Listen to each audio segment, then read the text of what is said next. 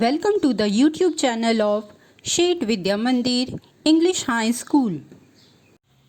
Children, this is the fourth part of chapter number 18, Wastewater Story. Children, in this part of the chapter, we will study about the sanitation and the sanitation at the public places. Sanitation. It is the disposal of sewage and refuse from houses and other public places. Sanitary means conditions that affect health, especially regarding dirt and infection. In other words, hygienic conditions that are free from or designed to kill germs and infection comprises sanitation. A large number of economically weaker people defecate in the open, like fields, railway tracks, and many a time directly in water. Untreated human excreta is a health hazard. It may cause soil pollution, surface water pollution, and also the groundwater pollution. Pollution of surface water and the groundwater by human excreta may cause waterborne diseases in the community.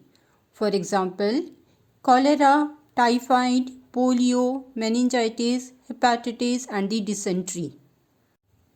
Alternative arrangement for sewage disposal.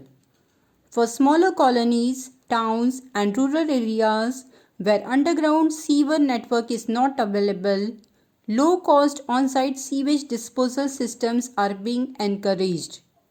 To improve sanitation, low-cost on-site sewage disposal systems are recommended. For examples, septic tanks, chemical toilets, vermicomposting toilets. Septic tank.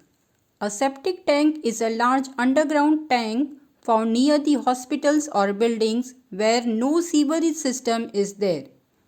Toilets in such a system are made in such a way that human and animal excreta flow through covered drains to the biogas plants.